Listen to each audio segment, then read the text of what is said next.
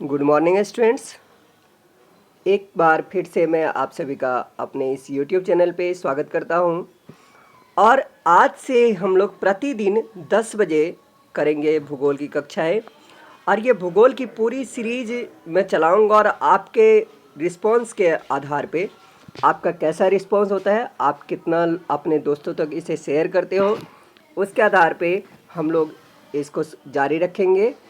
और आज मैं आप लोगों के लिए शुरू कर रहा हूँ कक्षा 6 का अध्याय 1, भूगोल के कक्षा 6 का अध्याय 1। तो सबसे पहले हम लोग बात करते हैं कि इस पुस्तक का नाम क्या है। इस पुस्तक का नाम है पृथ्वी हमारा आवास। पृथ्वी हमारा आवास यानी कि पृथ्वी का अध्ययन हम किस तरीके से करेंगे, अपने आवास के रूप में, यानी कि अपने घर के रूप में। तो आइए हम शुरू करें। तो इसका पहला ही टॉपिक है क्या, सौर मंडल में पृथ्वी। यानी कि पृथ्वी कहाँ है, तो सौर मंडल में है। अब सौर मंडल में जब पृथ्वी की बात की जा रही है तो इसका मतलब क्या है कि सौर मंडल में और भी बहुत सारी चीज़ें हैं। तो सबसे पहले ये हमें समझना होगा कि सौर मंडल होता क्या है। तो चलिए उसको हम समझते हैं, समझने का प्रयास करते हैं। देखो, आकाश में जब आप देखते हो सूर्यास्त के बाद, क्योंकि सूर्यास्त जब सूर्य जब उदय रहता है, जैसे कि अभी दिन का समय है, तो दिन के समय में आपको आसमान में कुछ भी नहीं दिखेगा सूर्य को छोड़ के, क्योंकि सूर्य की रोशनी इतनी अधिक होती है कि इसके अलावा आप कुछ भी नहीं देख पाते हो। लेकिन सूर्यास्त के बाद क्या होता है कि जब आप आकाश में देखते हो तो पहले एक दो चमकते हुए बिंदु दिखते हैं, लेकिन उसके बाद उनकी संख्या बढ़ती जाती है और इतनी बढ़ जाती है जिसको कि आप गिन भी नहीं सकते। ठीक है, उसमें से कुछ जो है ना आपको टिमटिमाते हुए नज़र आते हैं, तो कुछ चमकीले नज़र आते हैं। अब इसी में जो है ना, इसी में एक जो बिना टिमटिमाहट का नज़र आता है उसको हम लोग क्या कहते हैं, चंदा मामा दूर के, यानी चंद्रमा। तो चंद्रमा की मुख्य रूप से दो कलाएं होती है। तो दो कलाई जो होती है उसको हिंदी में हम लोग कहते हैं शुक्ल पक्ष और कृष्ण पक्ष। तो शुक्ल पक्ष में क्या होता है कि चंद्रमा अपनी अपने जो है ना आकार को बदलते रहता है, यानी कि अपने आकार को बढ़ाते रहता है कुछ इस प्रकार से। देखिए, पहले एकदम बिल्कुल पतला सा है, फिर उसके बाद ये हल्का सा ऐसे होता है, फिर उसके बाद ये इस तरीके से अब देखिए वो, उसके बाद ये इस तरीके से होता है, फिर उसके बाद ये इस तरीके से होता है, फिर इस तरीके से हो जाता है, और फिर उसके बाद लास्ट में क्या होता है, 15वें दिन इस तरीके से पूरा गोल हो जाता है। तो यह वो जो रात होती है जिस दिन पूरा गोल हो जाता है उसको हम पूर्णिमा की रात कहते हैं। और उसके बाद क्या होता है कि धीरे धीरे धीरे धीरे धीरे धीरे चंद्रमा का आकार घटते जाता है और एक ऐसी रात आती है जब चंद्रमा नहीं होता है, तो उसको हम कहते हैं अमावस्या की रात, और या नए चांद की रात। उस दिन से नए चांद की शुरुआत होती है, उस दिन के बाद। ठीक है, अब देखिए उसके बाद इसके अलावा भी, भाई चंद्रमा एक चमकीली वस्तु के रूप में हमें नज़र आता है, तो इसके अलावा भी बहुत सारी चीज़ें होती हैं आसमान में, जैसे कि सूर्य, चंद्रमा, और वे सभी वस्तुएं जो हमें चमकती हुई नज़र आती है उन सब को एक नाम दिया गया है। क्या नाम दिया गया है, खगोलीय पिंड। तो खगोलीय पिंड क्या होते हैं कि रात को आसमान में चमकने वाले सूर्य, चंद्रमा तथा उसके जैसी और भी जो चीज़ें होती हैं उन सभी को हम क्या कहते हैं, खगोलीय पिंड कहते हैं। अब इसमें देखिए, कुछ खगोलीय पिंड क्या होता है, बड़े आकार के होते हैं और गर्म होते हैं और गैसों के बने होते हैं। कुछ खगोलीय पिंड कैसे होते हैं, बड़े आकार के, गर्म होते हैं, गैसों के बने होते हैं, उनके पास अपनी ऊष्मा और अपना प्रकाश होता है, और वह अपनी ऊष्मा और प्रकाश को क्या करता है, उत्सर्जित करता है। उत्सर्जित करने का मतलब उसको छोड़ता है। और ऐसे खगोलीय पिंडों को हम क्या कहते हैं, तारा कहते हैं। सूर्य भी एक तारा है, और सूर्य के अलावा और भी बहुत सारे हमारे जनक गैलेक्सी में, यानी कि ब्रह्मांड में बहुत सारे तारे हैं।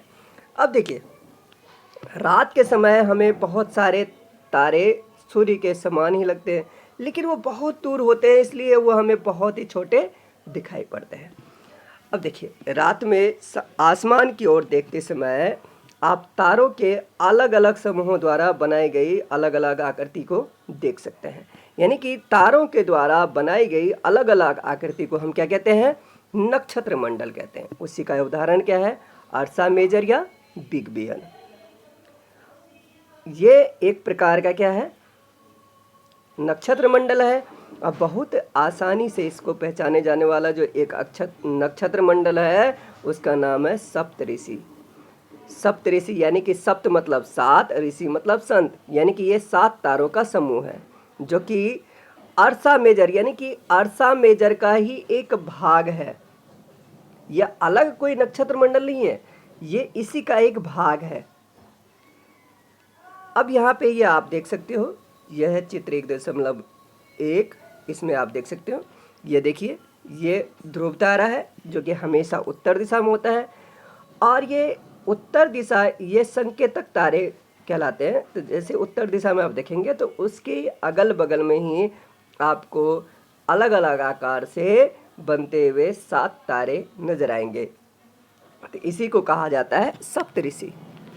अब देखिए, आगे की बात हम करते हैं।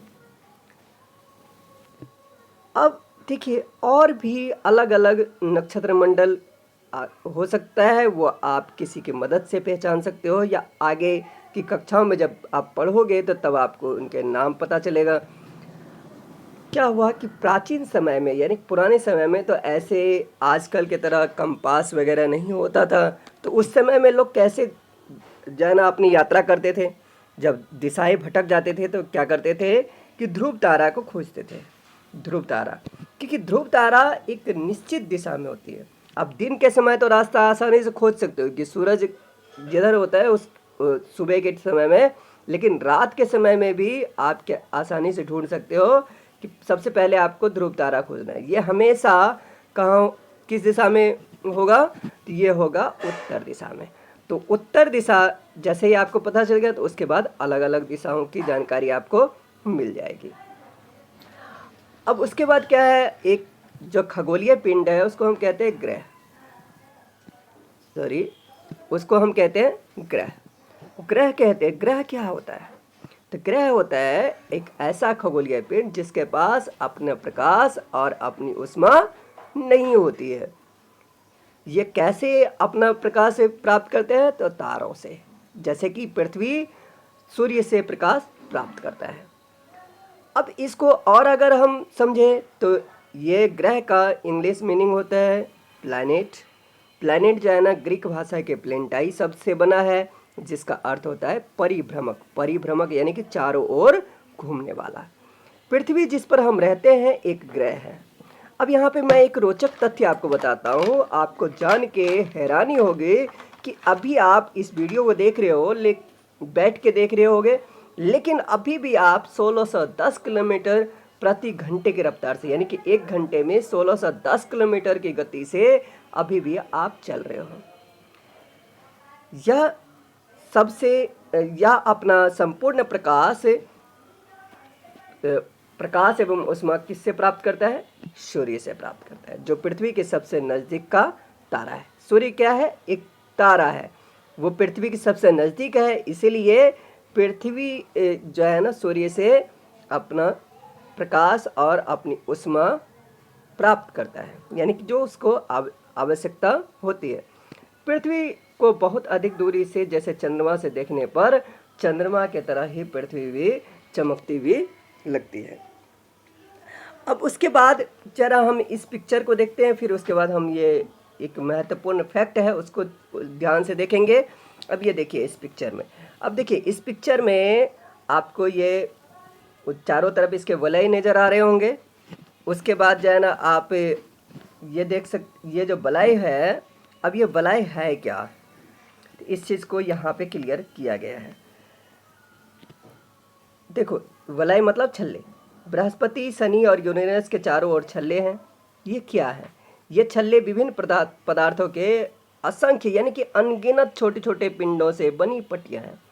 पृथ्वी से इन छल्लों को शक्तिशाली दूरबीन की सहायता से देखा जा सकता है। शक्तिशाली दूरबीन जो होता है, यानी कि जिसको टेलीस्कोप भी हम कहते हैं, टेलीस्कोप की मदद से आप इसको देख सकते हो।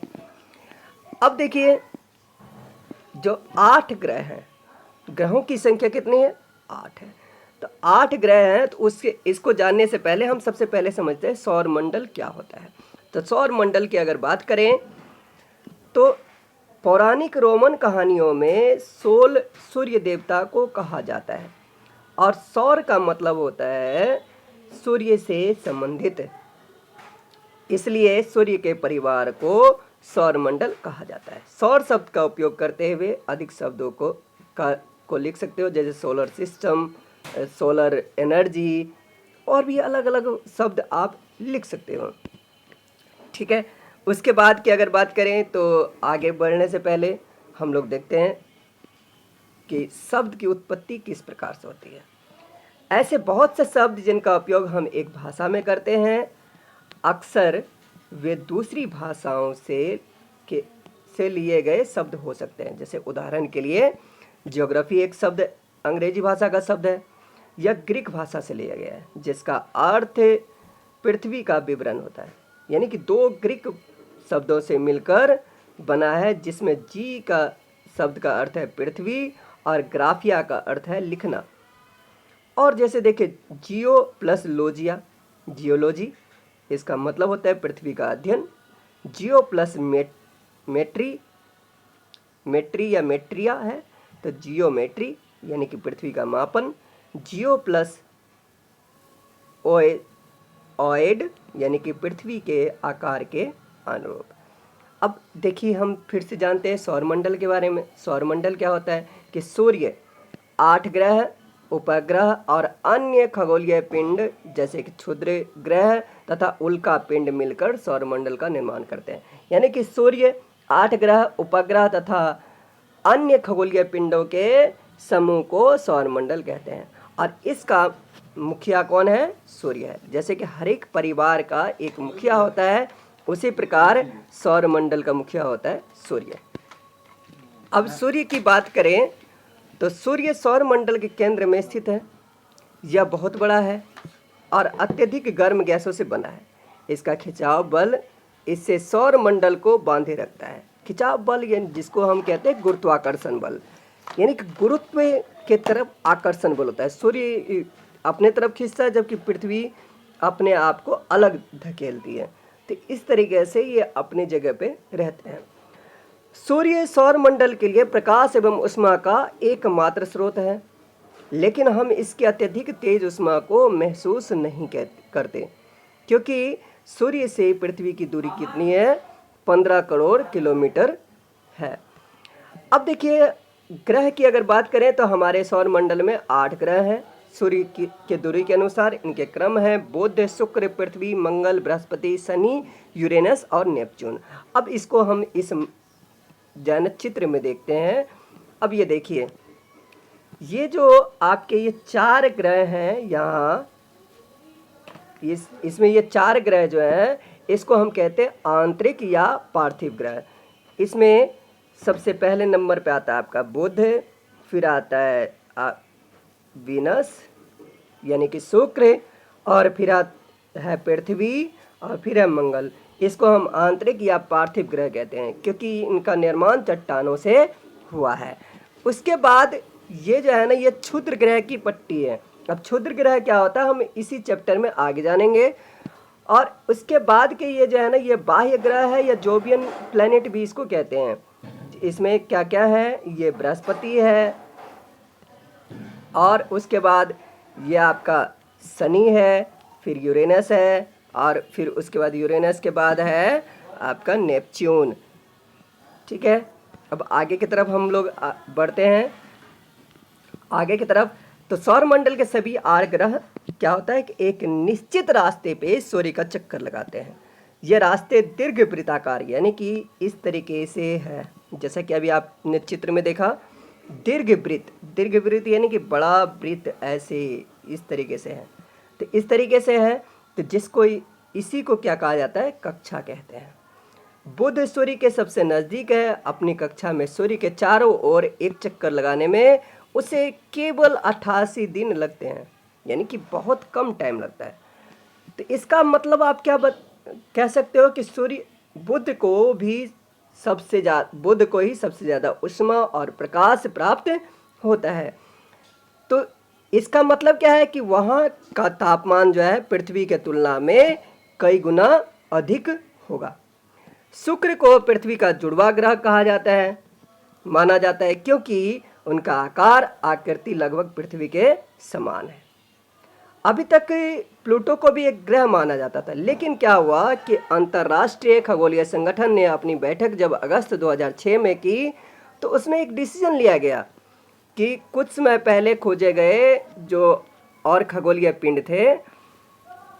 पिंड उन्हें 2003 यूबी 313 सिरस, इनके साथ ही प्लूटो को भी बौना ग्रह कहा जाने लगा।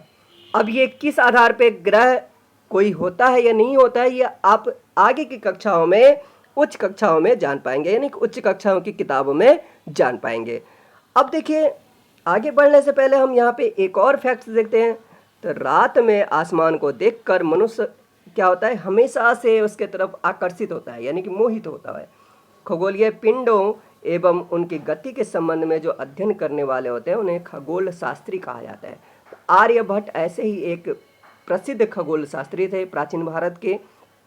उन्होंने कहा था कि सभी ग्रह तथा चंद्रमा परावर्तित सूर्य प्रकाश के कारण ही चमकते हैं।